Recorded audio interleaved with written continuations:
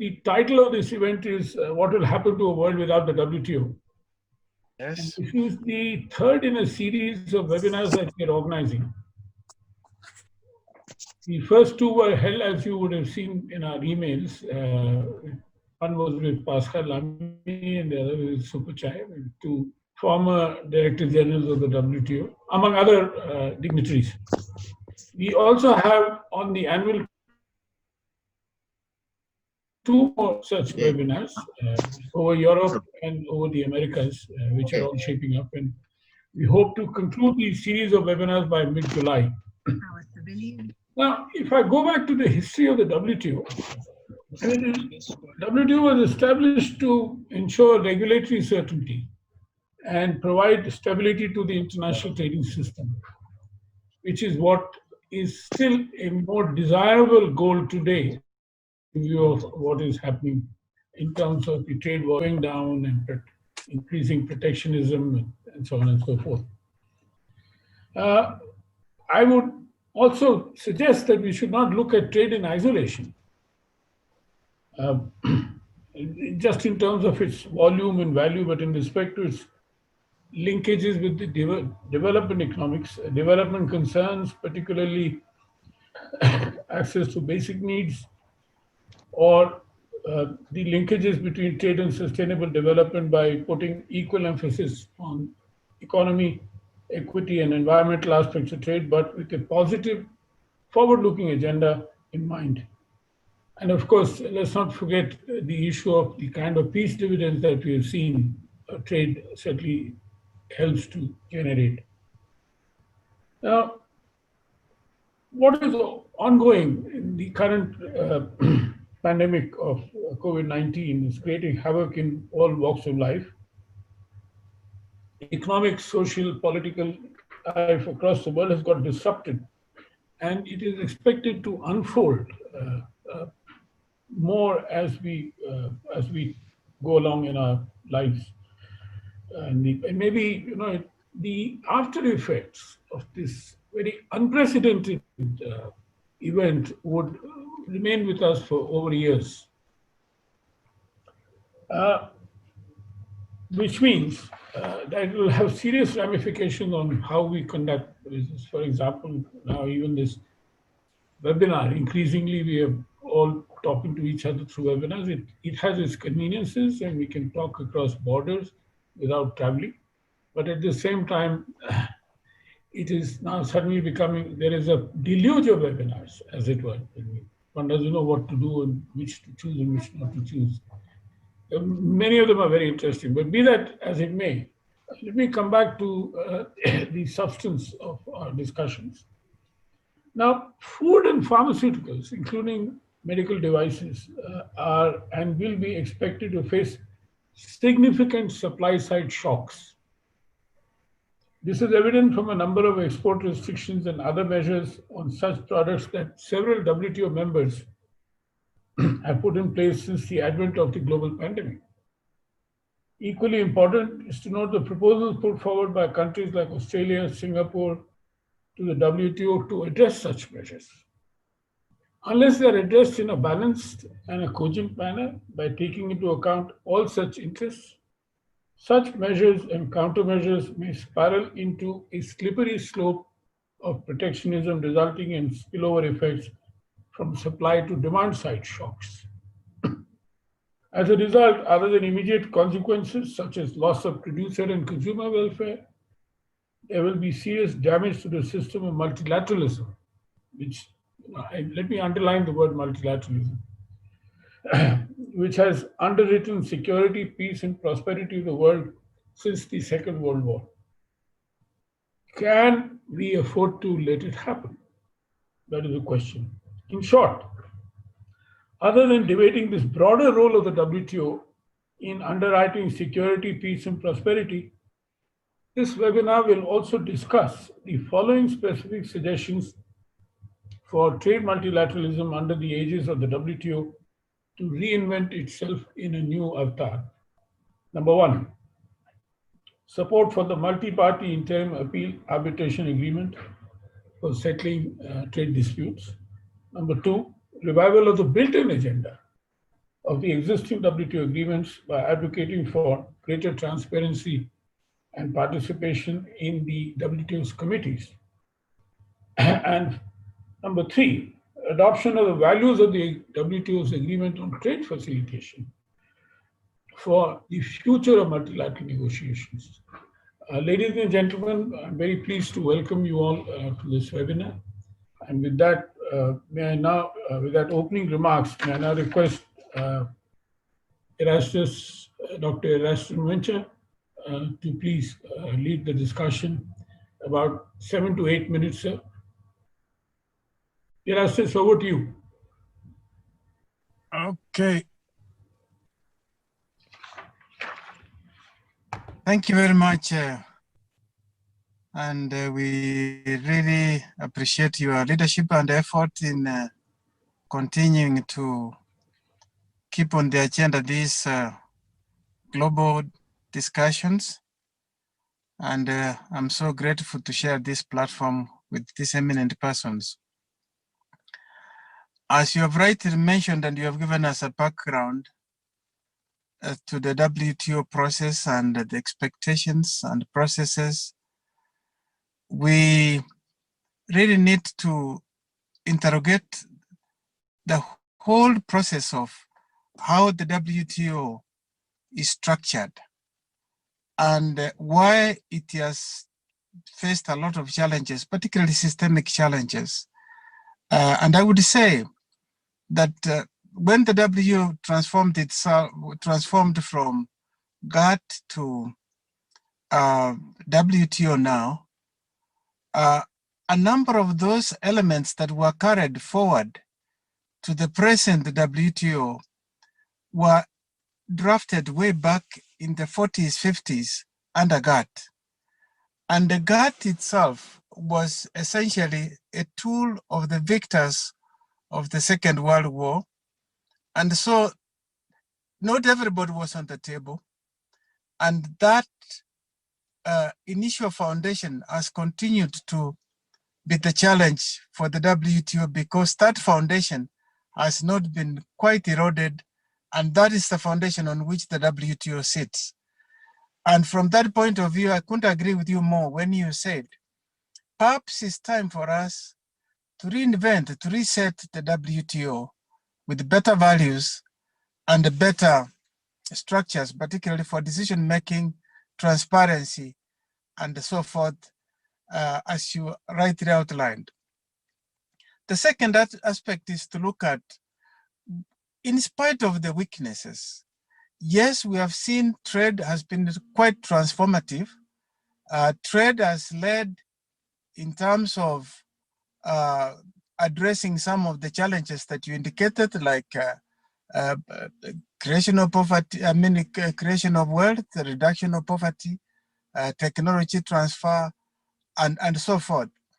But we're now hitting serious challenges in spite of all that. And this, I think, has come because of the rivalry that is emerging among the giants, or call it leaders in trade.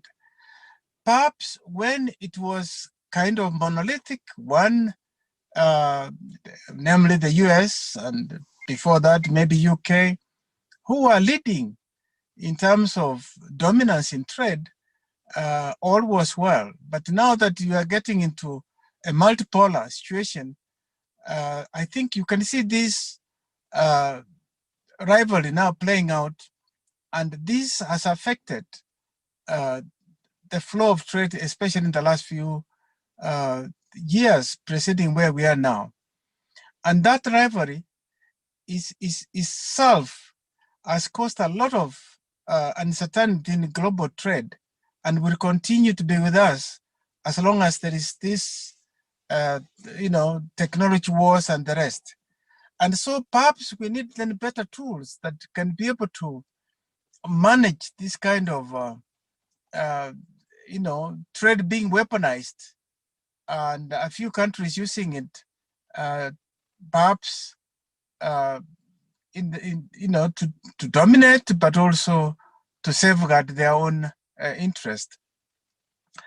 The third aspect one might then look at is, why has the WTO been so timid in terms of decision making? I mean, look at the Doha Development Agenda, launched at the turn of the century. We haven't made progress. And that was abandoned in the wake of, this paralysis that has continued to be there for the WTO, to the extent that we now came up with this inbuilt agenda that you are talking about. And of course, the weaknesses were partly because of the decision-making process, single undertaking. And you can see, without having to change the structures, the new arrangement of trying to have these plurilateral discussions and member states coming up with a new agenda and discussing with so many meetings taking place, the WTO has become a chaotic place. And so it is the structure that is there cannot hold the weight. And so we need really to save it from its own weaknesses by coming up with structures that can accommodate this. Given the fact that the Doha is literally dead, the only thing surviving from there as of now is the trade facilitation. We can perhaps secure this and move forward, but again, trade facilitation, we must see it within the context of inclusiveness, because developing countries don't have capacity and they need support, which again, if we abandon the WTO process, is going to create a problem. The third area that you mentioned then is this COVID and the problem it has brought. I think the world, the post-COVID world, is going to be totally different. If what we have seen from these trade wars, what has happened under the COVID-19 is going to be the spirit that will be under post-COVID-19, we are in a very slippery ground, on a very slippery ground. First, to see these restrictions that have come placing a lot of hardships, especially for developing countries that cannot access medicine, and also the other challenges you mentioned, the demand-supply shock. And we're going to see more protectionism. And that means the weaker nations who had looked forward to a rule-based arrangement with dispute settlement mechanisms, we are going to be left in the limbo. And in that case, we may end up either with a new system or save the WTO, but put in new rules. But I see it at the moment. And I'm happy that I can see now the elections that are taking off. Africa has got a strong candidate there. We hope that we can be able to bring in and breathe in new breath of life.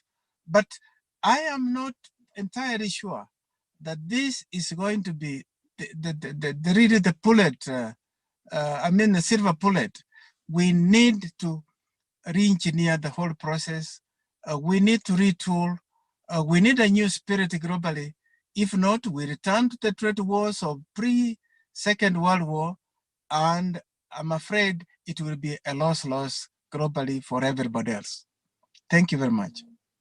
Thank you very much, Erastus, and also thank you very much for keeping well in time. I think you made some very important points, is that the need for a system is essential. I mean, it is there, and we need to find a way, as we both agree, that how can we reinvent the WTO? Because the WTO needed. And the second point, which you also highlighted, that this is a part of the broader multilateralism agenda. See, already you see there's an attack happening on the WHO, UNESCO, and various other multilateral organizations, which is not very comfortable for the developing world particularly. May I now request Magda? Over to you. Yes, with pleasure. Yes, thank you, Pradeep, and thank you for inviting me. it and to be part of this panel.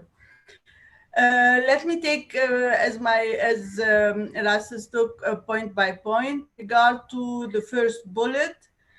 Let me first say that no one would like to live in a chaotic world without the minimal rules. We have lived with rules and we like the rules, and we want to have a multilateral trading system with rules, so that the WTO basically was designed to help create order. Let me make some very important points on the basis of which I will structure my intervention. First, the WTO is a rule-setting body and a legislative framework. The WTO is irreplaceable. We cannot replace the WTO, much like the World Bank now. For instance, we see the China Development Bank, the Export-Import Bank of China, which are capable of competing with the World Bank, but no other organization sets the rules.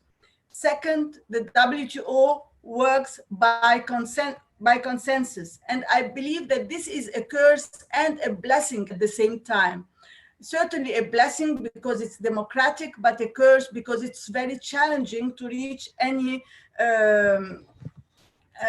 we have seen how difficult it is to reach consensus, and this is basically the raison d'etre of the WTO, to be a negotiating forum.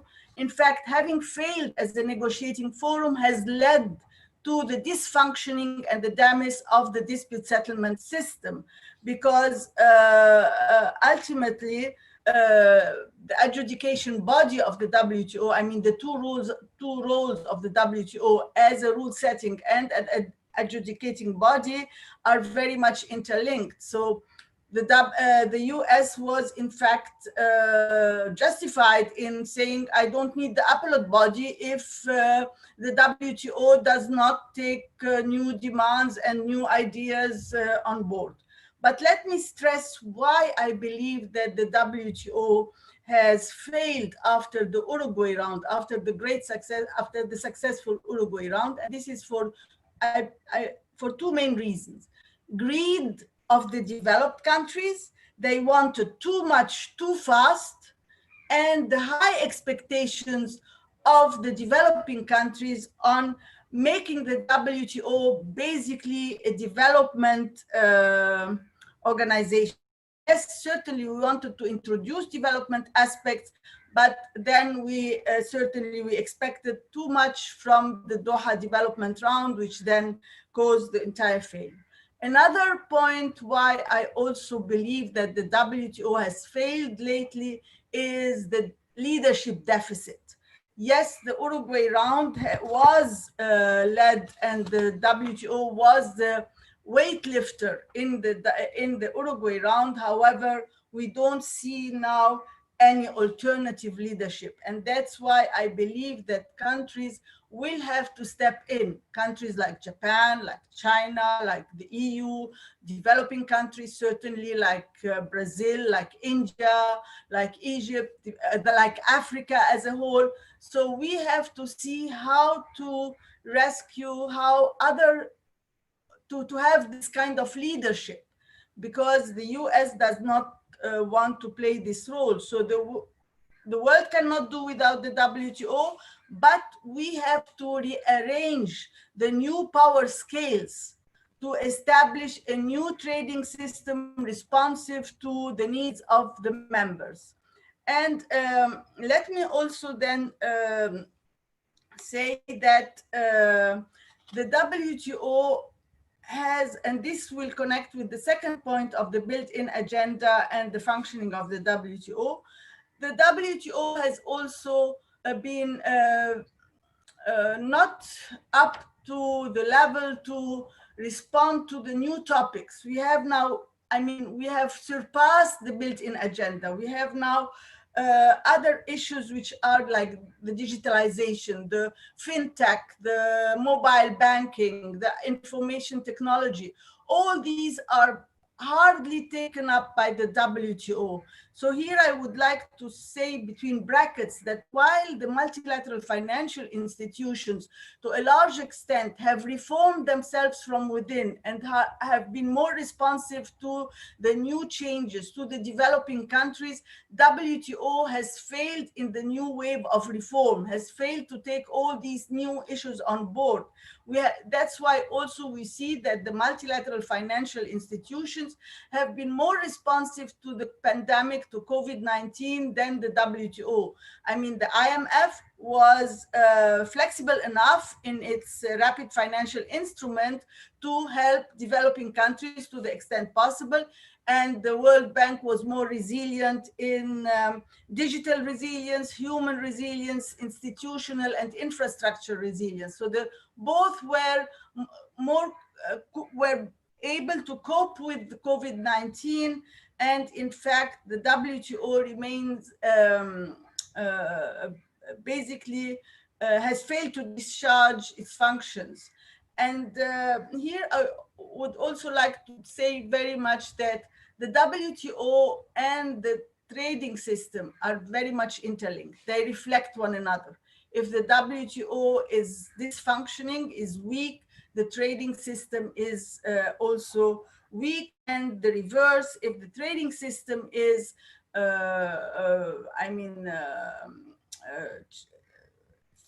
weak and challenged, and we have trade wars and so on, this reflects itself on the WTO. So I believe the built-in agenda, so important they are, and here I don't want to step on the toes of anyone. I think we have surpassed this kind of built-in agenda. We have to think more of how to cope with the new issues of IT technology, digitalization. Otherwise, we will have to play again by the rules of the haves until we get, because there are so many, we say as developing countries, and many developing countries say, we cannot go into additional rules unless we ready ourselves for these multilateral rules.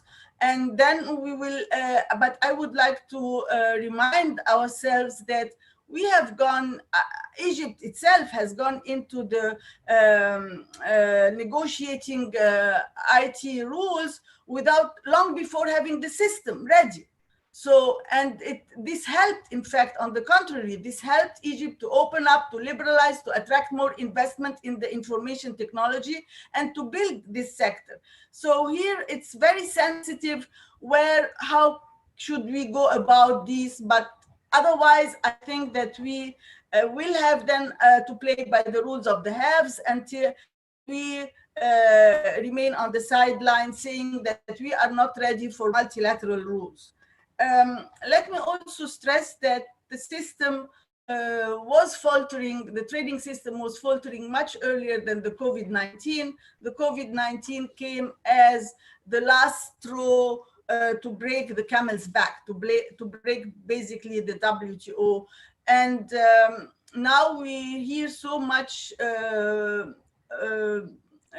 views and countries wanting to revert back to restrictive measures, to calling back production to back home, and that globalization is basically in its final breath. This is certainly due not only to COVID, because it's also due to the technological changes and that facilitated automation home, which pushed multinational corporations to, in advanced economies, to be more careful and to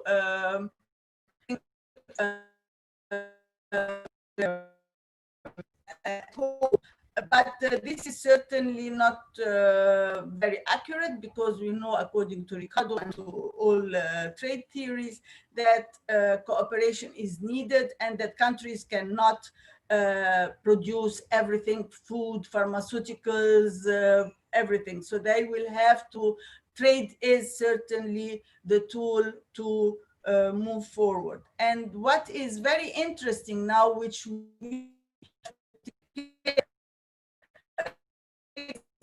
in manufacturers, but it's trade in services, which is going to lead the integration, which is going to lead globalization.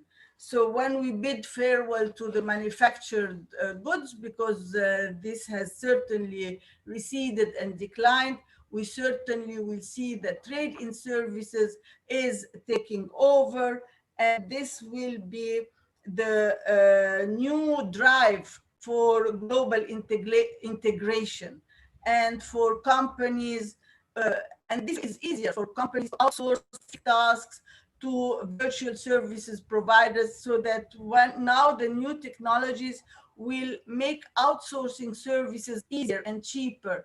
And this is a certain one of the major problems we had. It was mode 4, how to cope with mode 4. So here, this is the idea to work on, to see how to cope with this kind of issues, which we failed to negotiate earlier. Also, yes, more values in trade and more policy space for public needs. And because trade is a tool to establish a welfare state, to generate employment, trade is not an end in itself, and it's not a beauty contest.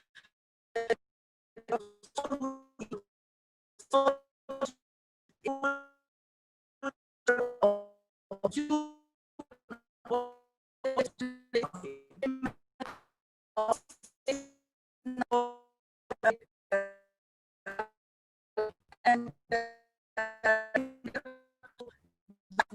which is trade facilitation, I would like to remind you that also Africa, in its drive to establish its continental free trade area, the AFCFTA, has taken WTO as an example. I mean, the structure is WTO, the issues are WTO. The way we have negotiated within the framework of AFCFTA is basically a reflection of WTO. So developing countries and Africa, we have faith and believe in the WTO as having provided a multilateral trading system with stability and security. Let me at the end say that, or quote what Dag Hammarskjöld said, that the UN was not created to take mankind to heaven, but to save humanity from hell. And in that sense, I would like very much to say that WTO was created to save the multilateral trading system from worse, from hell. So in itself, it's worth preserving. So it's not to prevent trade war, but to control it, to limit. We have to respect the rules within the WTO. Yes, we have to see how to change it to be more responsive. The negotiating rule is very important through plurilateral, through whatever kind of consensus, but yet WTO is important, and we have to think of what Katz always said, liberalization with safety nets, and this should be the heart of the work of trade liberalization in future. Thank you. Thank you very much, Magda. I just wanted to fill you in. The issue was raised by Erastus in terms of the Doha round. The Doha round was, in fact, I would say, much to do with the undoing of WTO the way it is today. It just got so complex. And if those of you might remember history, that when the agreement was signed in Marrakesh, everybody thought that the WTO by itself will be a negotiating platform, a standing negotiating platform, and therefore you had a built-in agenda. Now, the issue was single undertaking and then trade-offs and so on, and therefore this new round and 9/11. In fact, 9/11 was a major reason why the US pushed for the Doha round. Still remember that, and so on. Now, Magda, in terms of the new issue that you're talking about, that is another argument which has been taken by many developing countries, including South Africa and India, that look, we have to settle what we have before getting into new issues. That said, may I now request Faizel, who's been South Africa's ambassador to the WTO and another dear friend. Over to you, Faizel. And one more to the audience. I forgot to mention, but I thought it would be understood that if you wish to raise any questions, you could use the chat box.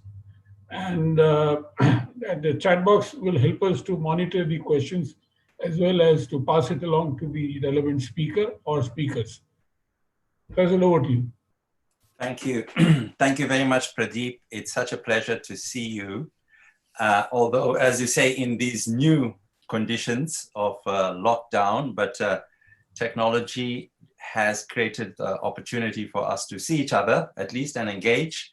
So thanks for that. So I want to start with the question.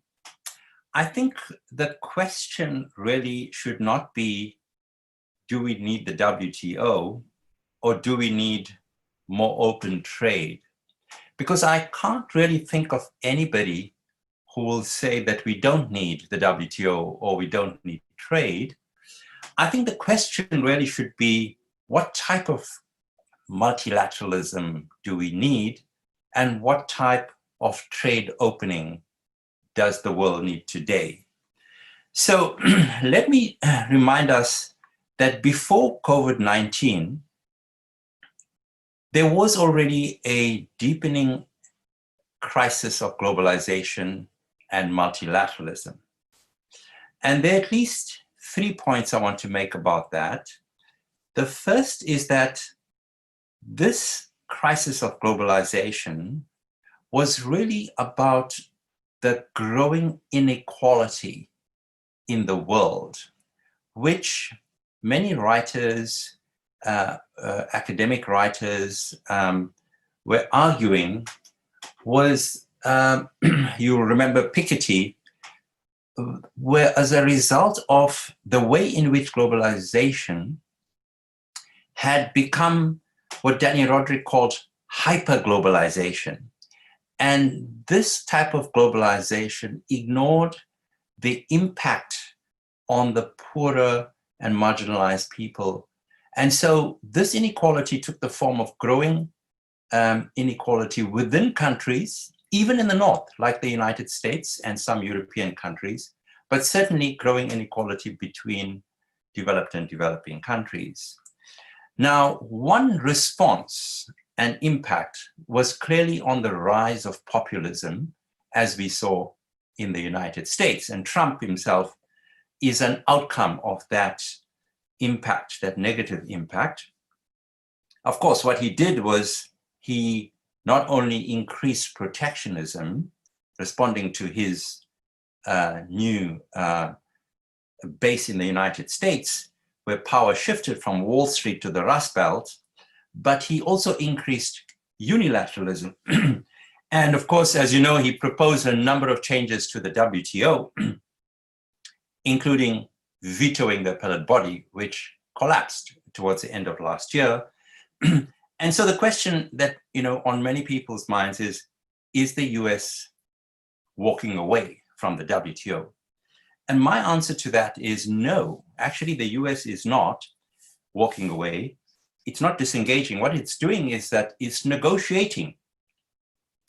And Mark Mazoa, who's a writer who wrote a book called Governing the World, he argues that actually the United States was never completely wedded to multilateralism. It was what he calls ambidextrous.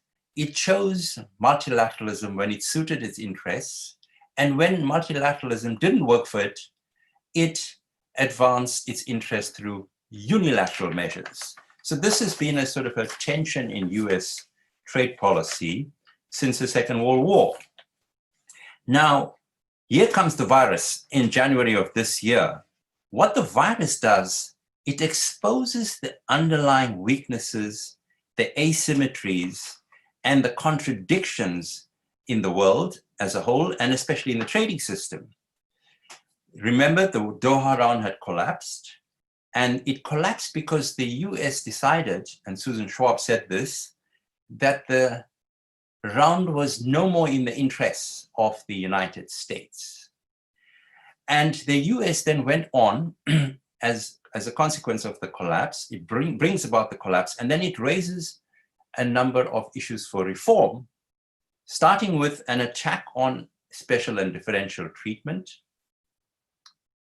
So you already had an asymmetrical system in favor of developed countries, but the attack on S&D is to remove these rights of developing countries, to recognize the differences. And then, of course, an attack on China, trying to get China to join what another writer, Sylvia Ostry, calls the Convergence Club. Now, in the 1970s, the US succeeded with Japan. They forced Japan to change its policies and its system, its capitalist system, to be in convergence with the United States. And here again is another attempt to change the economic system of China so that it converges with the United States. This time, of course, it won't work. The Chinese are too big and have resisted. And then, of course, the United States uses its veto to block the appointment of appellate bodies in order to try and bring about the reforms it wants. So it uses its veto to negotiate the reforms that it wants to make in the WTO, to change the rules in its favor.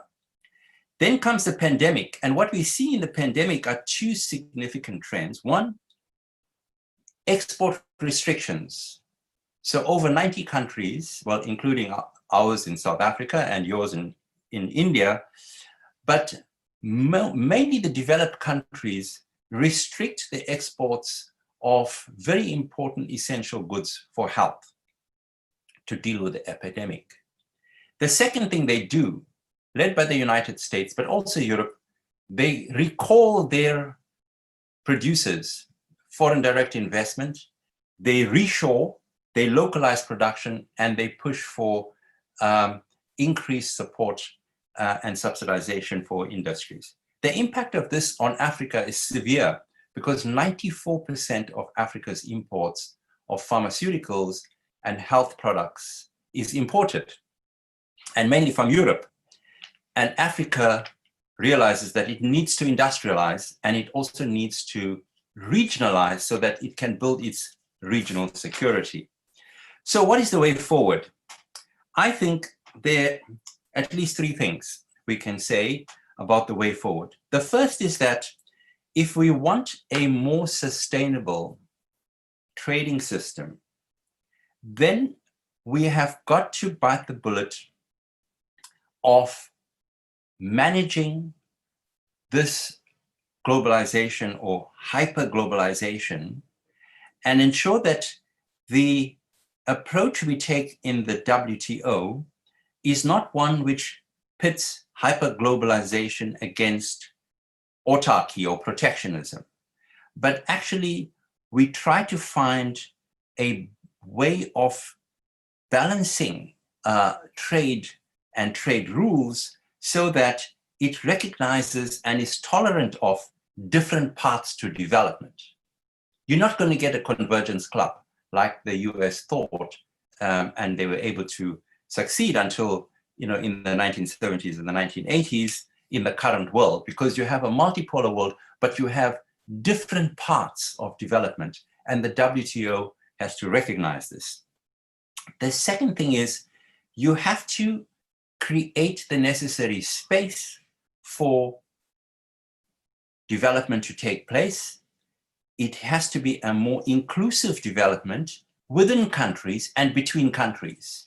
And that means that we have to find a way of ensuring that countries that need to industrialize, even in the United States or in Europe, in certain sectors where there are major challenges of employment, they must be allowed to do that.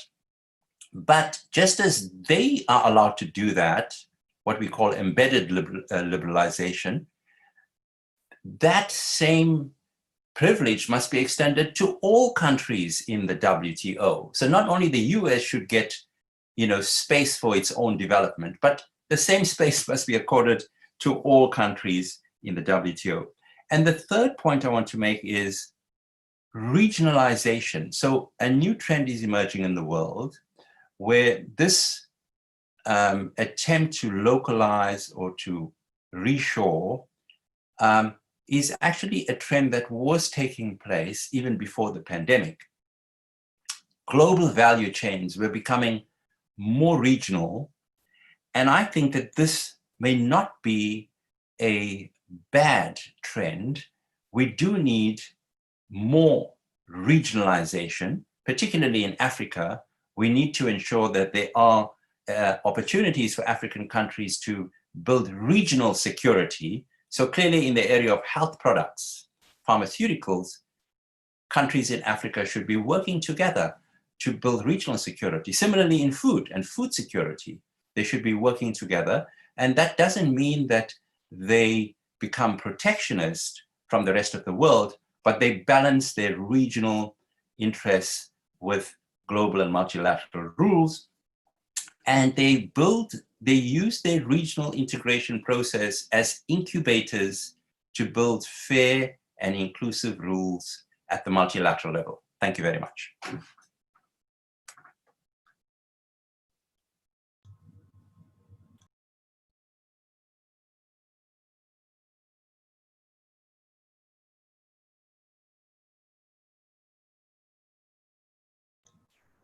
Thank you. Thank you very much, Faizel. Just wanted to add to the discussion that we've had in the past, as I said, the two other webinars.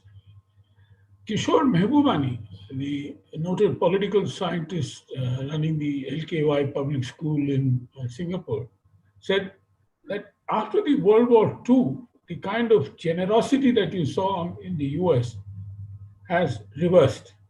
It's no longer generous, with the result that everything. And the fact is that Trump has been trumpeting "Make America Great Again" rather than "Make the world great again" or what have you.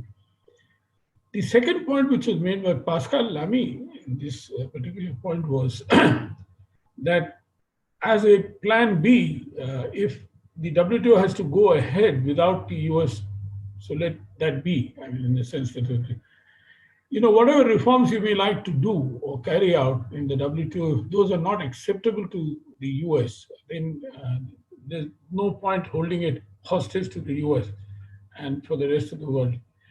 May I remind the audience once again that if they have any questions, they could please use the chat box. With that, may I now request Cheikh?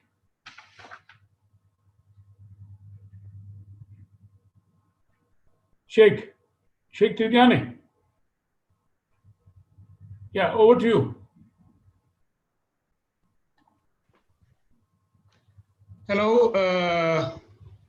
good morning. As I'm speaking from Dakar, it's in the morning, and good afternoon to the others. I thank you very much for inviting me to this debate.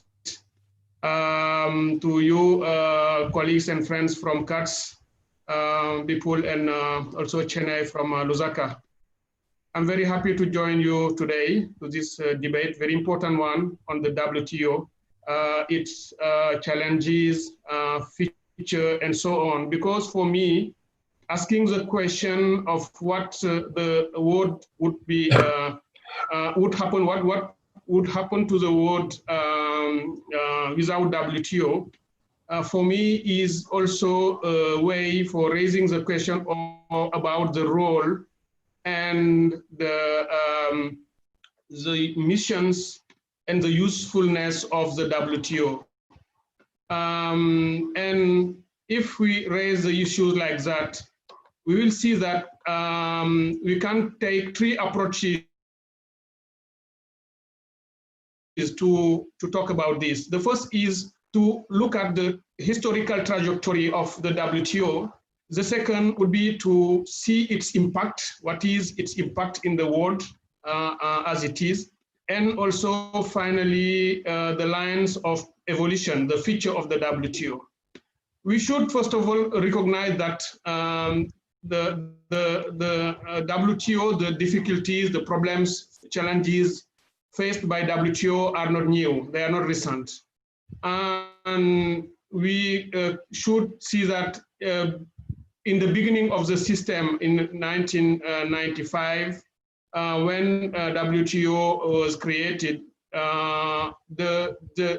most of the challenges that we are facing now, they are not in the same form in the beginning, but we had seen in the beginning that as the global multilateral trading system was facing also some challenges, WTO at its beginning also was created with this kind of problems. You can remember that the unanimity has never been in the way of how people were seeing this organization. One of the reasons is that the WTO is dealing with some very important questions in the center of some economic, social, and geostrategic issues. And even some say that trade is war. And when you want to regulate a war, especially when the belligerents are major trading powers are very strong, you may have some problem to regulate that kind of war. So we should notice that it's not these problems we are talking about are not new, because even in the beginning you can if you look at this historical trajectory, you will see that in 1999 in Seattle, the Battle of Seattle, people calling for more justice, for more openness of WTO and so on, because people were saying that WTO is creating to put rules on some issues like agriculture, food security, and so on, food sovereignty, which normally are not the spaces in which it should be working. So if we talking about that, I just want to bear in mind that to explain that we should not have any fear with these problems, because we can see that they have been there and we can try to find solution. Because if you go further, you will see that even after Seattle, after Doha in 2001, you can Cancun with the collapse, the problems also in Hong Kong in 2005 with all these demonstrations in the street by activists and so on. We have always had this bad perception, bad opinion, vision from the activists, from most of the people also in the developing part of the world, saying that WTO is a kind of tool in the hands of developed countries to push forward their own interest and to make sure that the developing countries will still in a developing process, will never develop. It's not true, but it is the feeling of many people in the developing part of the world. Let's just, from an African perspective, you can see that most of the issues which are very important for Africa had very huge problems in WTO to be solved, like cotton issues and some other important issues for Africa, like the subsidies dimension of also the negotiations and so on. People are very often had the feeling that WTO is not perhaps the appropriate, does not have the appropriate how to say, tools and capacities to solve the problem of these developing countries. But if you go forward and after these historical perspective or problems with the WTO evolution, you can also see that there are some very important questions there that would not have any success or solutions if WTO was not also there to deal with these problems. I think that the LDCs now in the world, we have this recognition that it is important to recognize their needs for development, to raise or to address in an appropriate manner their also constraints on supply side, and also how they will widen their policy space to be able to also take advantage of the global trading system or the global market also to develop.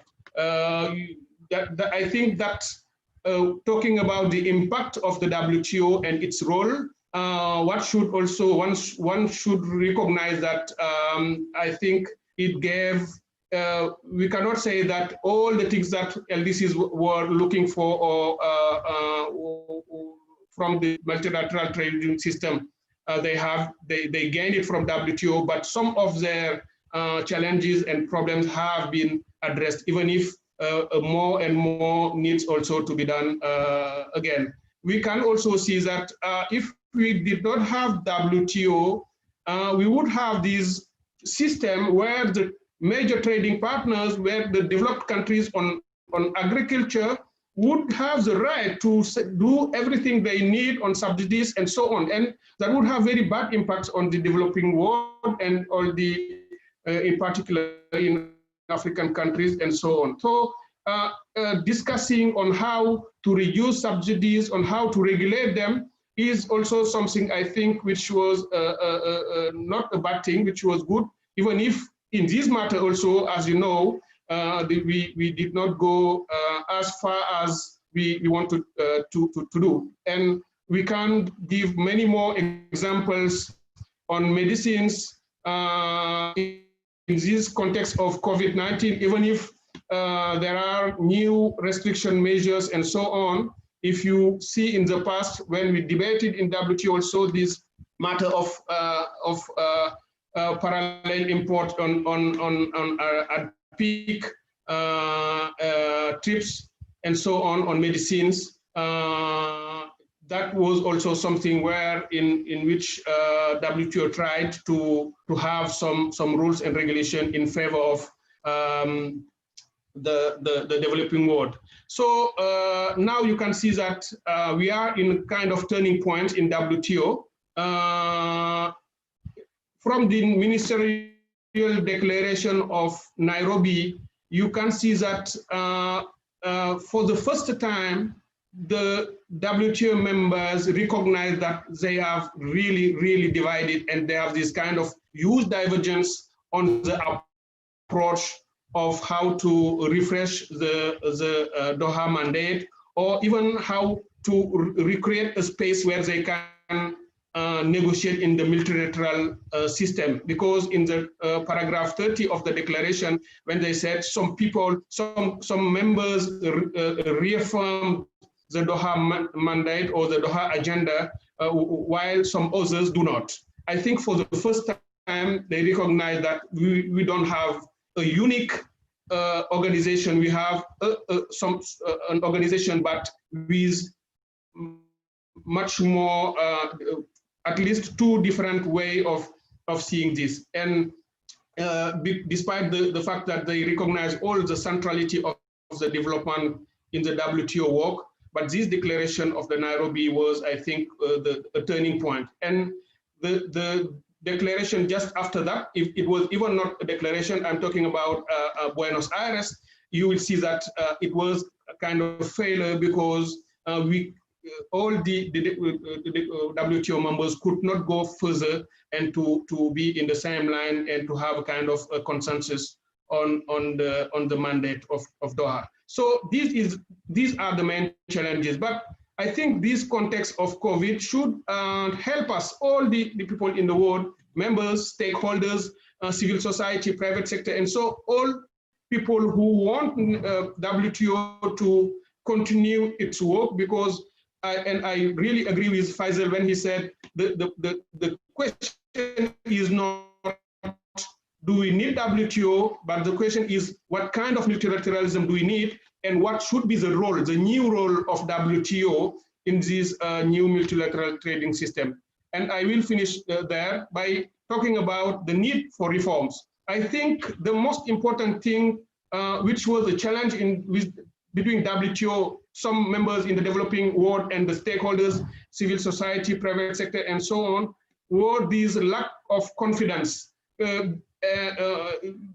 WTO was seen as a tool for developed countries. These have to be changed. This perception, this feeling, by restoring hope and confidence on the fact that this organization has its role, still have a role to play in the global trading system. The second is to put a reform to change the way of functioning, the transparency, inclusiveness, and also participation. I think most of the African countries are used to be in the Senegalese delegation during the ministerial conferences, and usually we see that the participation, the inclusion of members are also very weak in some ministerial conferences. Also, lastly, I think we should take the advantage of some of the processes that are going on. I want to talk about what is the free trade agreement. I am not saying that I don't think that regional trade agreements would be kind of challenges which will destroy the multilateral trading system. I think that the stronger and regulate regional agreements linked to the global objectives of WTO could also help WTO to reorganize itself, because talking from Africa, I can say that a greater Africa, a bigger Africa, very more organized or more integrated will also be a chance for WTO, as it is particularly in this context difficult of COVID-19. Thank you. Thank you very much, Cheikh. Thank you. When you mentioned Nairobi being a turning point, especially it's probably the first time that a disagreement was recorded in a declaration. Usually, the tendency has always been to not record disagreements, but to say that this is an agreed or this is not, to move forward.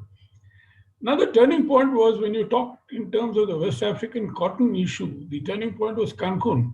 The Cancun ministerial actually collapsed due to the West African cotton and the Singapore issues. But the West African cotton issue was a major one when Robert Zoellick told the Mexican foreign minister to call off the meeting suddenly, without any kind of discussion, etc. So that was quite a blow. And Faizel, when you said in context of the special and differential treatment, this point about cotton subsidies or the kind of green box which existed in the agreement on agriculture in the favor of the developed world was an enforceable special and differential treatment. So one cannot ignore that particular history, the kind of inequality or the kind of inequity which existed in the agreement, and therefore that has certainly reflected and that has sort of metamorphosed into the Doha round, or the collapse of the Doha round. With that, may I now request Chenai? Chenai, over to you. Hi, Pradeep. Sorry, we're just having load shedding here in Zambia at the moment, so the electricity supply is a bit on and off. So if I do phase in and out, just kindly bear with me. So first of all, thanks so much again for this opportunity, I think, to speak to this really, really important conversation. So, in anticipation of the fact that I would be speaking last, I wanted to see to what extent I could potentially contribute to this conversation, because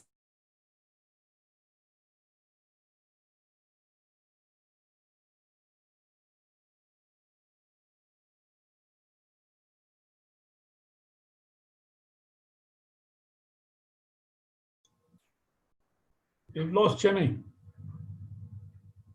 I hope she comes back soon.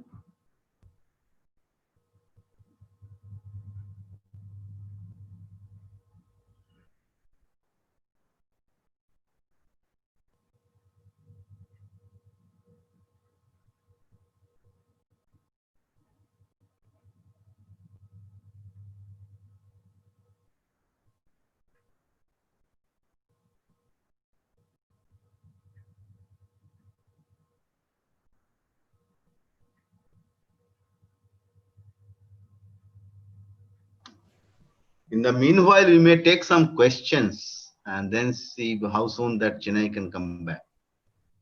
That's a good. Is that all right? Yeah, yeah, fair enough. Let's go ahead. So there are a couple of questions. There are some. Chenai is online. Chenai, please carry on. Hi, sorry, Pradeep, sorry about that. So I think what I was saying was one of the things that the COVID pandemic showed us, I think, is to some extent a bit of a glimpse of what a world without sort of a rules-based multilateral trading system could look like. And I think we essentially got that from the different ways countries were trying to respond, I think, to the pandemic, right? In either putting down draconian type lockdown measures or some sort of partial type of lockdown measure. And so I think for a number of African countries, the COVID pandemic implications were much less health-based and more so economic. And I think for a country like Zambia, for example, where I'm based, the most significant sort of implications of that came as a result of the restrictions that we started to see in trade. So for example, Zambia is a commodity dependent country. And so because of the restrictions on trade, because of the global slowdown and China's slowdown as well, we essentially slowed down our export of copper, and that resulted in the depreciation of the currency, as well as just limited foreign currency earnings. We also saw, for example, because of the measures that were being implemented in South Africa, food securities issues come to the fore. In a number of supermarkets, you would be walking through there and there would be empty shelves just because of our import dependency on those countries. And I think to some extent, that gave definitely policymakers here a bit of caution, because essentially what they were thinking was, if, for example, we find ourselves in a situation like this, where we don't necessarily have rules to help us manage these types of circumstances, it leaves us vulnerable. And already we started to see different decisions being made in response to that.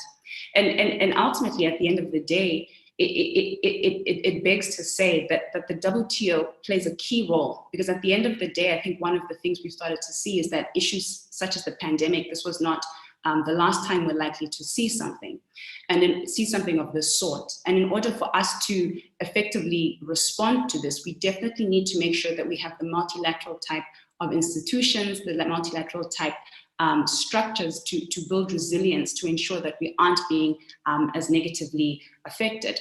And so I think this essentially brings me to the point that I think is quite key.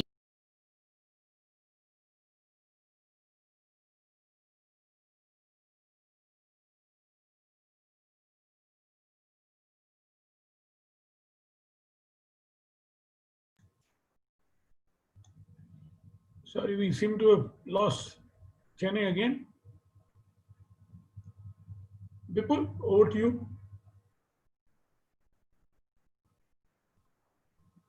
Bipul, over to you. Yeah, there's a question about the changing power dynamics, and I would request Faizel to respond to that. Do you think that, China has benefited hugely from the multilateral trading, from their participation in the multilateral trading system, and that has ramifications on the then power dynamics of the world and now the current power dynamics of the world. Now, this power dynamics is going to change hugely as a result of COVID. So how do you see, therefore, how a multilateral body like the WTO, which is a rule-making as well as rule enforcing body, how it should respond to this kind of a changing power dynamics, which is changing too fast in our opinion? So that's one question which is addressed to you. And the second one is perhaps Ambassador Mwencha may address, is that sooner or later we may get a vaccine to address, to counter this pandemic. And how are you going to ensure that its access is as universal as possible? So that is a partly question about the system of how we're going to manage its patents and such IPR issues, and also partly about the governance of the execution of such vaccines or medicine. So let's start with these two questions and then we'll.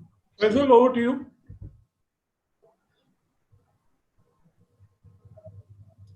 Yeah, thank you very much. Well, it's an interesting question. I'm writing something now on, the trade war and the reforms that are being proposed, because just before the pandemic, that was the biggest issue in Geneva, the reforms. And of course, central to the reform proposals was the issue of the US-China trade war. And I doing some research, I came across a book by Sylvia Ostry. It's called The Post-Cold War Trading System. She was an ambassador of Canada.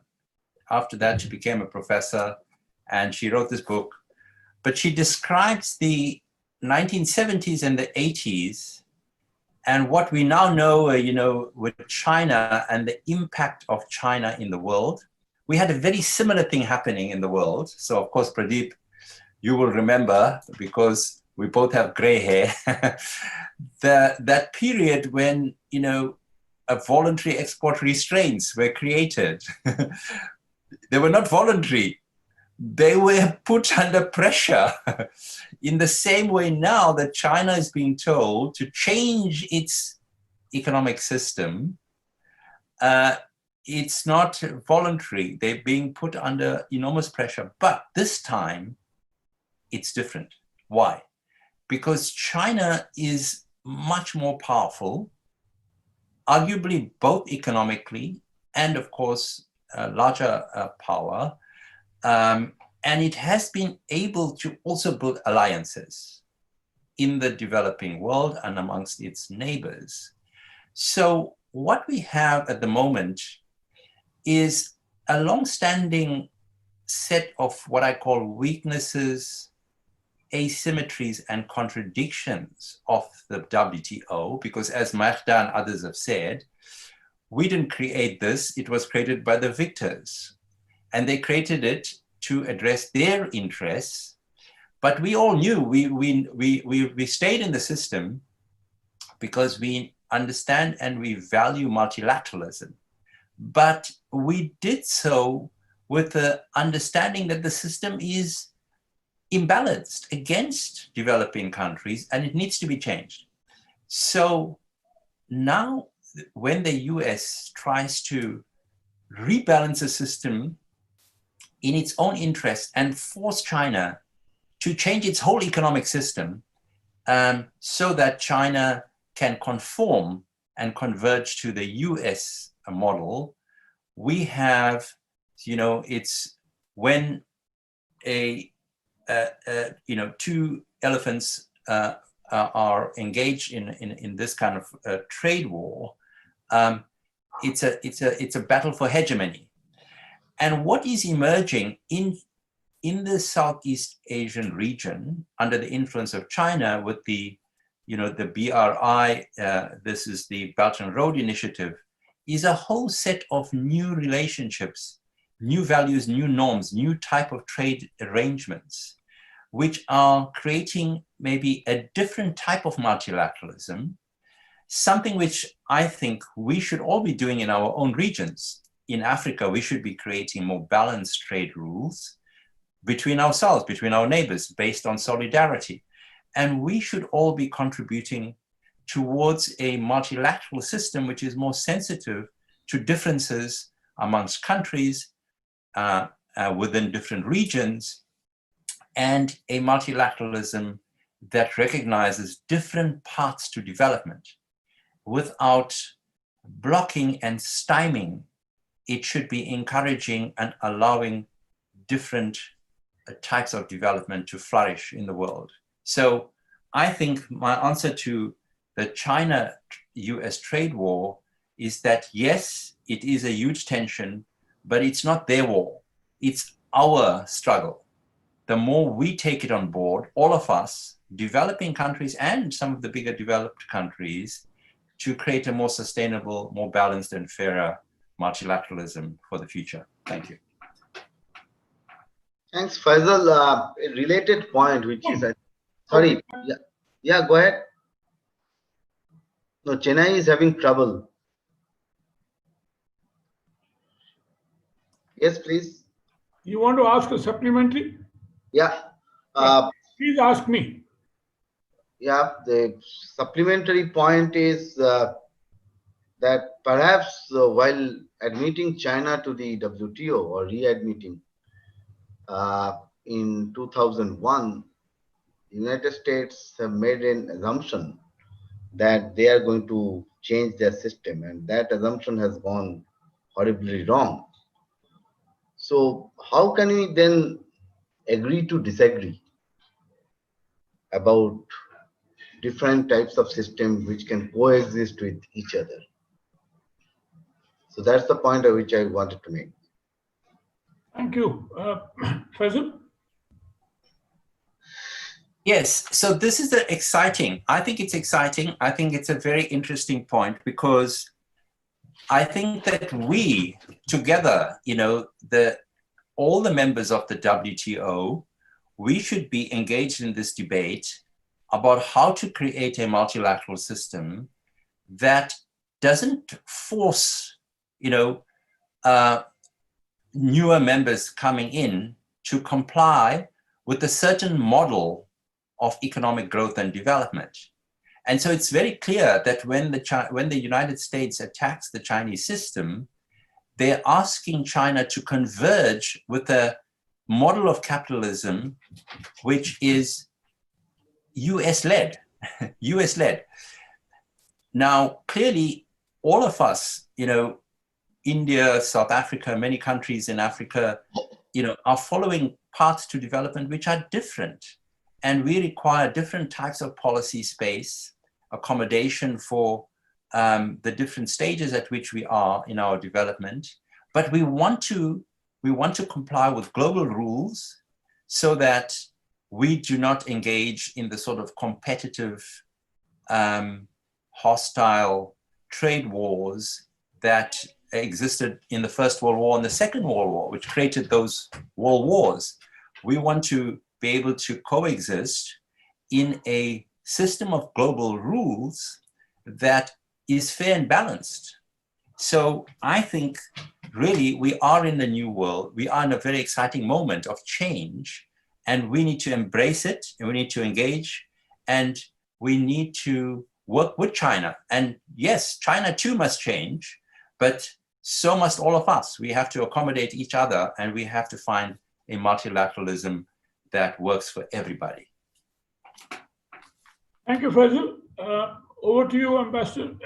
Erastus, over to you. And Erastus, just one more question that I would like to ask you, in addition to what Bipul has asked, is, having been champion of regional integration as the head of the COMESA Secretariat and then with the AU Commission, I think you have very rich knowledge and understanding about all African economies. And how do you think this AFCFTA can develop as a very potential tool for economic development in Africa, as well as the fact is that it can influence the WTO processes as a united force? Over to you, Ambassador. Thank you very much, moderator. And well, let me first of all address the question raised by Mr. Chatterjee concerning the global pandemic and the possibility of a vaccine and how we can make sure that this is universally accessible. Perhaps an opening statement I would start with is to say that if there is anything that has shown the underbelly of multilateral system, it is this pandemic, corona's pandemic.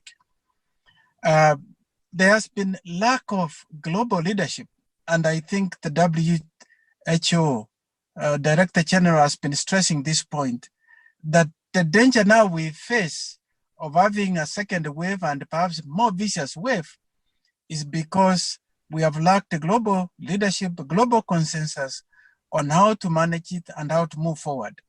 But in direct relation to your question, this is again where the WTO process could play a major role.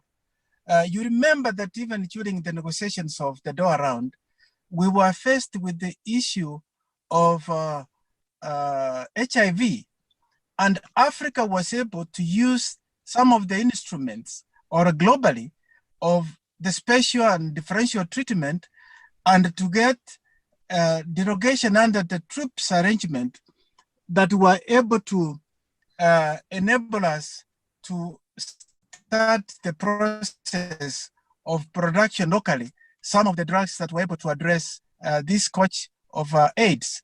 And I think this is the same thing that we should also take into account as we look at the situation we are facing now. Granted that Africa has, by the way, done on its part, because Africa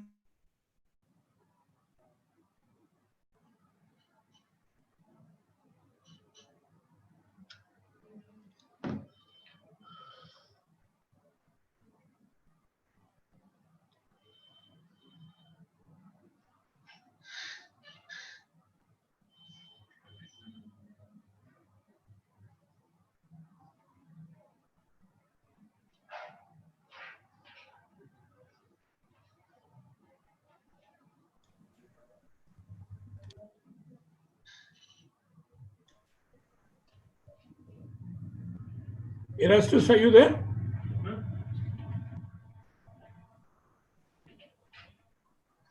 Ambassador Mwencha?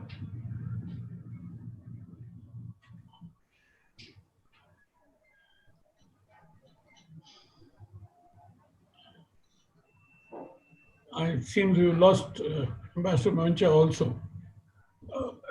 Magda? Wanted to say, do I agree fully with Faisal on what he said, and also with Sheikh Tidiane that we need a new type of multilateralism.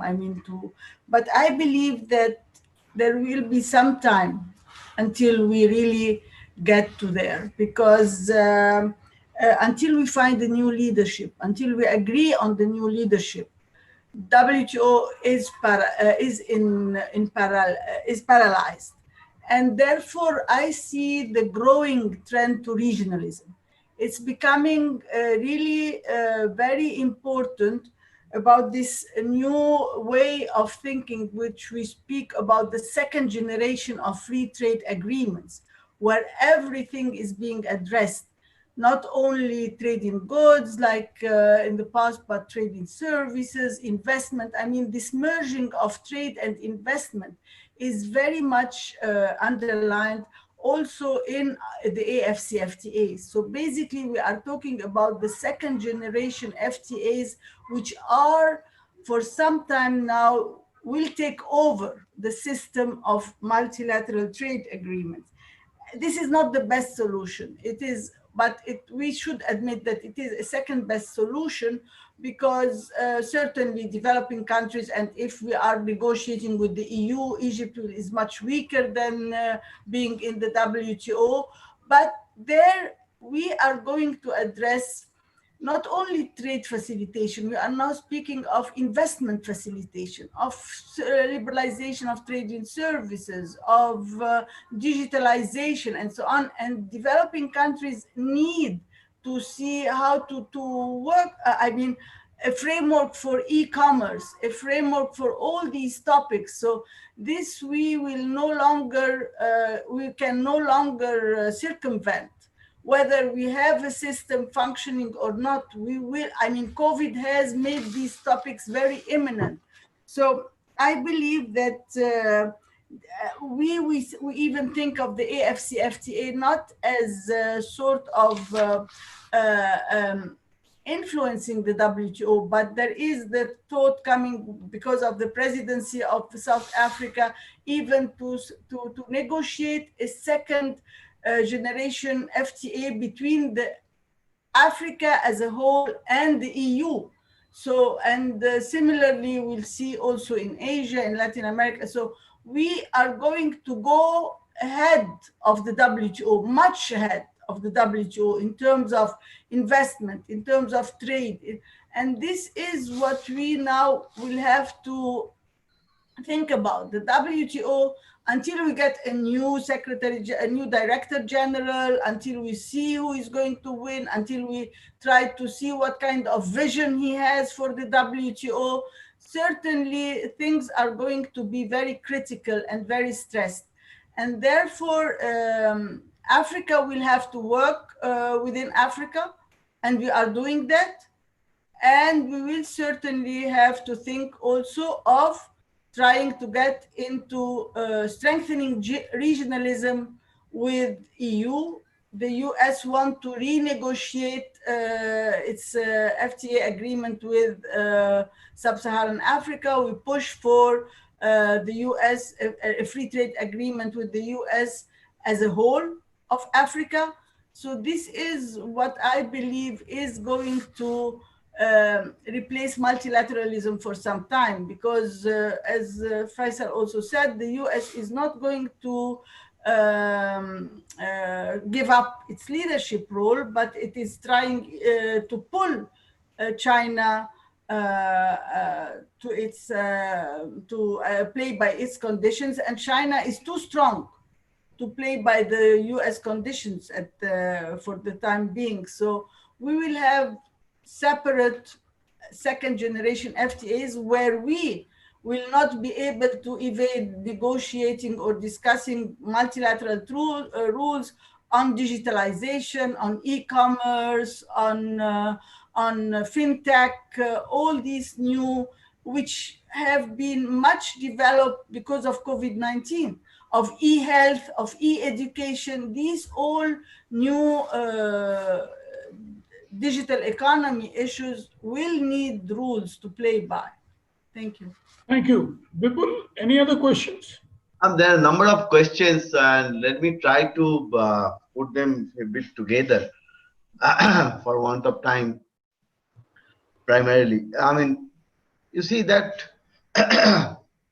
how this new system is going to look like and who is going to provide the leadership role.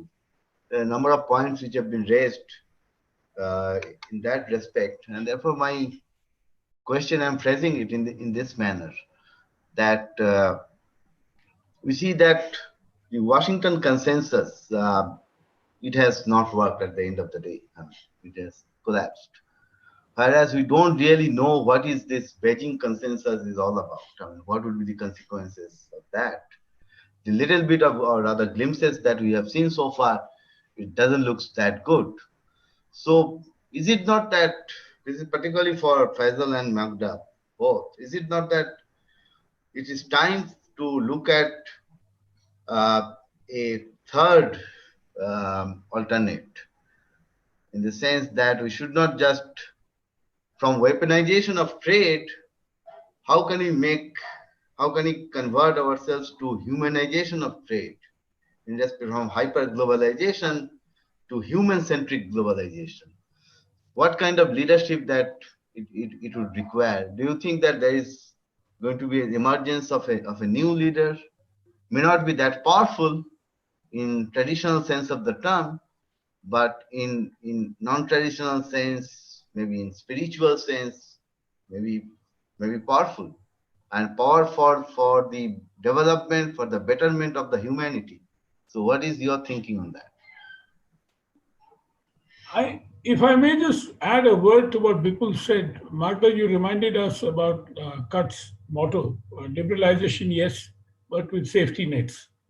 Can we have a multilateral agreement on safety nets, particularly to deal with the kind of the downsides of globalization, which is what we are seeing now? Over to you, Magda. Okay. I think maybe it's too premature to speak of this kind of humanization of trade at the multilateral level, because as said, we need to solve a number of issues before that. Apart from the leadership issue, from the leadership deficit, we need also to restructure the WTO. We have seen that the consensus, as I said, the consensus rule is difficult.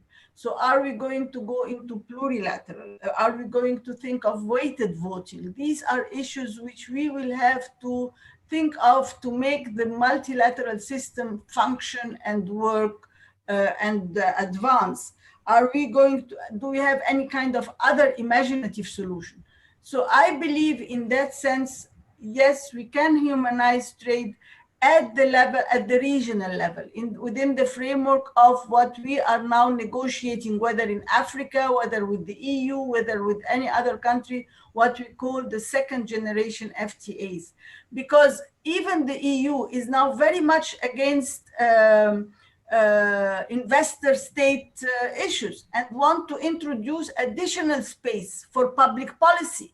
So what we can do is what we want additional policy scope for public policy, for development, for for values of trade, for and this has also should be also emphasized by COVID-19, because now trade and health are integrated. We cannot trade without really taking health into account. So these values of education, health, development, and sustainable development are also part of this new additional issues of trade. We can no longer resist them. Sustainable development, if we want to go into a regional trade agreement with the EU, sustainable development is becoming an issue of the European Parliament. They need environment, they need labor standards, and we need them to attract investment, but more so we need also to facilitate investment. It's not only liberalization of investment, promotion of investment, but also investment facilitation. So all these new concepts we have to cope with, and we have certainly to work with. I mean, the WTO has given some space in terms of Article 11, Article 20, Article 21. We know certainly of the elimination of quantitative restrictions, the general exceptions, and the national security exception. But the WTO has given this with lots of caveats, with lots of temporary, with lots, I mean, they should be there is time limit. But this what we need to integrate in the trade rules. Yes, we need more space for public policy in our trade policies. There is no escape of this anymore. And that is why I believe this can be more more done at the level, at the regional level, and then we can think, but not at the multilateral level at this stage, at this point in time. And that is why I believe that Africa needs to strengthen itself, because these issues are going to be addressed within the AFCFTA. They are addressed. We are addressing competition, we are addressing investment, and we will be addressing e-commerce. So all these are issues in phases in AFCFTA, which are going to help then develop us as African countries to negotiate, be it on our, be it as individual within the EU or as regional. Thank you very much. We are running out of time. Over to you, Faizel. Faizel, one question to you, as Pascal Lamy said. I mean, can we look at a plan B having a WTO without the US? Well, I think the first question I would raise is, I think the question of leadership, we must not think about it like we were still after the Second World War, when there was one victor, the US, you know? So we're not there. We're not there at all. We have to have agency.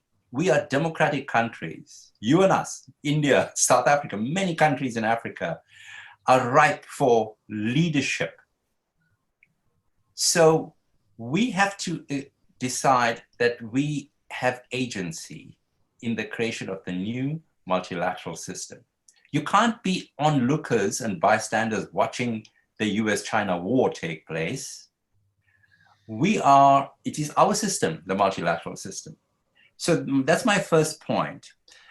I think that I'm really indifferent about whether the US chooses to come in or out. As I said, the US has always, and I mean, Mark Mazoa, is an interesting book about the history of the US, and it shows that throughout history, US chooses where to put its energy, but they always have multiple strategies. They work bilaterally, regionally, and multilaterally simultaneously. But they put more emphasis in one or the other depending on what they want to achieve. So they started NAFTA to push the EU to conclude the Uruguay round. And, so at each stage, they did this. And right now, in just the last decade, they started the TPP. Why? To isolate China and to leverage the TPP to build alliances so that they can negotiate in the WTO. So, it's a complex game of chess that the US has always played because it's been powerful. Now, we live in a multipolar world. There's no doubt. We are in a multipolar world. And so I think that we have to negotiate. The US will come in because, it has an interest. Their companies are operating in 200 countries in the world.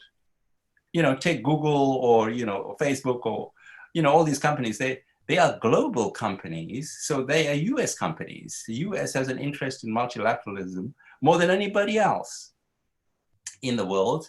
So US will come in. So we don't have to get obsessed with them.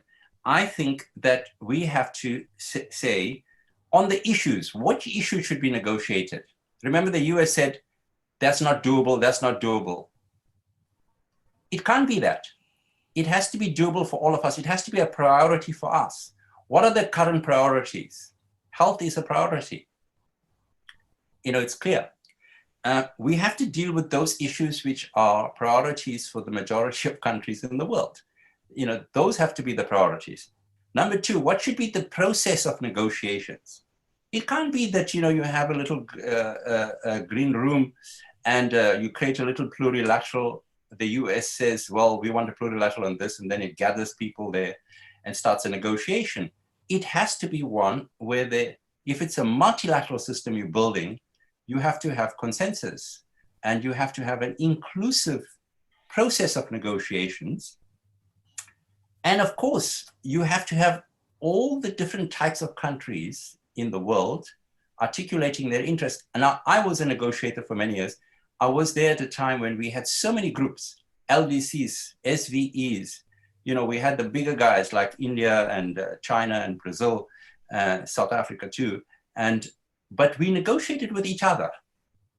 So no matter how complex the issue, and I've been a negotiator for many complex issues, let's take the question of food. India and Brazil are completely opposite interest-wise, but we managed to negotiate. We found ways of balancing. So why can't we do the same, when there are big developed countries, or when there's China on one side and US on the other side? We can find a solution if there's a will to find a solution and if there's an inclusive process. And the third thing is the substance. So the substance has to be fair and balanced. It has to be fair and balanced. It can't be that the way the rule is created works in the interests of some countries and not the other.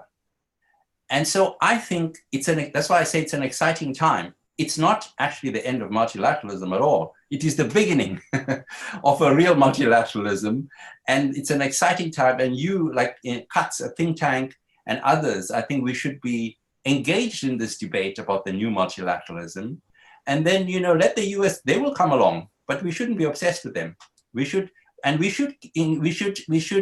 encourage and also challenge the Europeans to disconnect, that umbilical cord from the US and play and be a more independent force for multilateralism.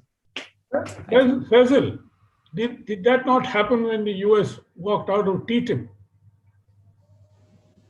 No, I think right now, if you look at the reforms, I've just written, a book, it's not published yet, on reforms.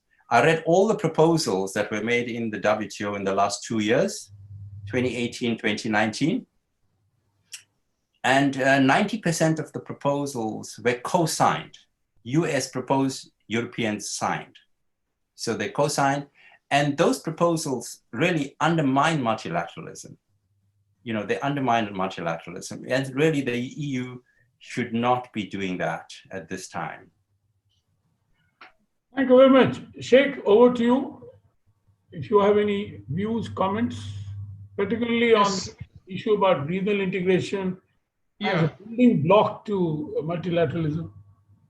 Yes, thank you. But on the leadership of WTO or the multilateralism, as we just discussed it, I think what is clear at this time is that the world as it is, as we know it, is changing. But the thing that we don't know now at this time is what will happen after, and what is the period of time that this process of changing will take. We are seeing, in particular with this context of COVID, that we are in a process of disruption. But we don't know if it will take 5 years or 10 years or less to have another system. And what is important at this time, I think, is to see how we can change and agree on some common values, on strategies, on processes, on how we will build another thing. But my feeling is that we are still discussing in the same paradigm.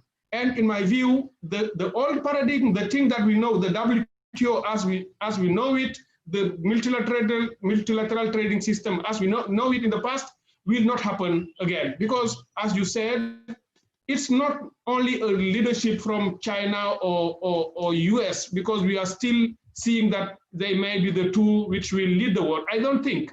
Perhaps something completely different should happen with a kind of more open leadership, more based not only, as Faizel said, not only based on these two major or three major powers, but with a process or system where we can have more and more countries coming together, discussing, even if they don't have all the same interests, but finding space with solidarity and so on to discuss something new. I think this should be the first thing we put in place. The second is how to make sure that to go down, to see how developing countries, LDCs, and in particular some groupings, like if you take the example in Africa, how to make sure that all the WTO members and partners will recognize and know that Africa, a stronger Africa, more integrated with its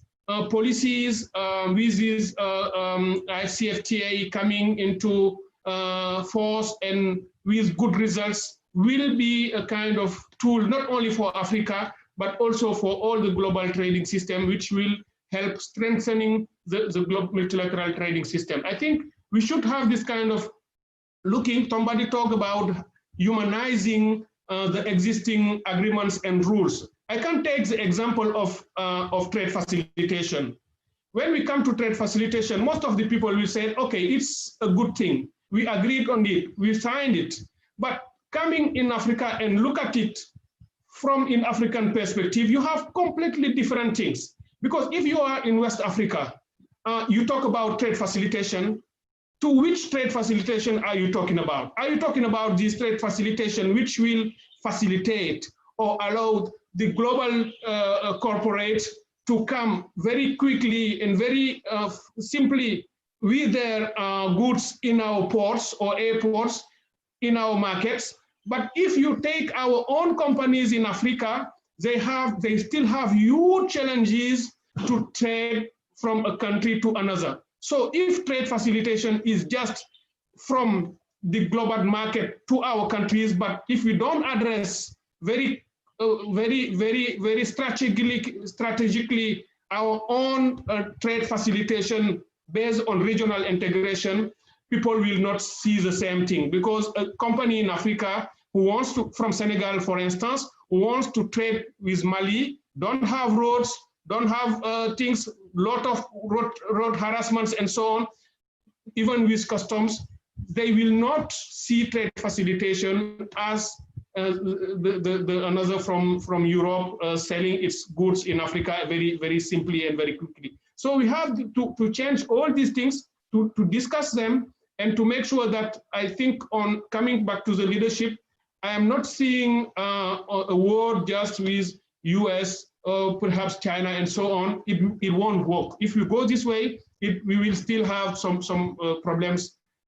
We need to come again with more open, more democratic, but that one must also push us in a way where we should agree on the fact that perhaps WTO should not be the unique or the single space where we can discuss everything or anything. So we should redefine, I think, the perimeter of WTO.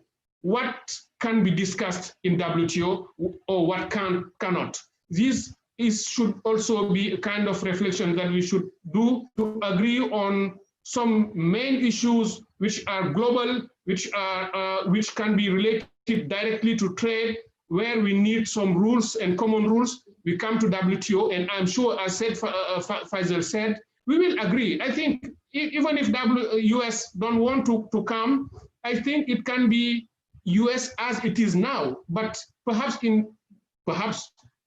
next year, just after the next election in US, perhaps they will change, and another regime can come, change completely its mindset for the multilateral trading system, and bring back US to the right direction, and so people will come. So I think we have to still discussing this, but bearing in mind that perhaps this period of time will be longer that we are just seeing, and we will need more time to discuss on how to reform WTO, to redefine its perimeter.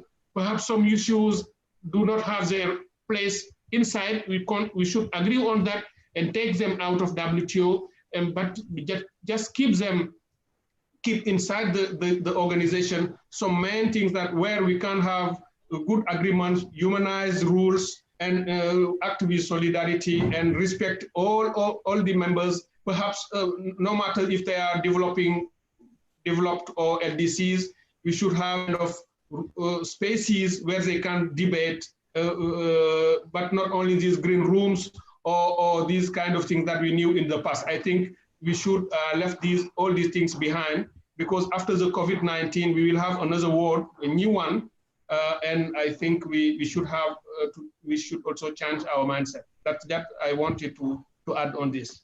Thank you very much, Cheikh. And with that, we would like come to an end of this event. I'd like to thank all the panelists, Faizel, Magda, Cheikh, in absentia, Erastus in Chenai. I'm sorry we lost them. I don't know what is wrong, but we are so happy that we were able to get speakers from all the 4 regions of Africa in order to send out a very clear signal as to what it is. And I would like to end on Faizel's note, particularly, that we'll have to look at new multilateralism, in the sense that this old multilateralism doesn't seem to be working well, and therefore, how do we design and shape new multilateralism will be a challenge. And we would be writing a discussion paper, and we hope that we'll be able to get your views on this as we go along. As I said, there are 2 more webinars to be done. And each of these webinars is being taped, and the video is also available on our website for those who would like to go back and revisit and hear that. With that, to all of you, have a good day.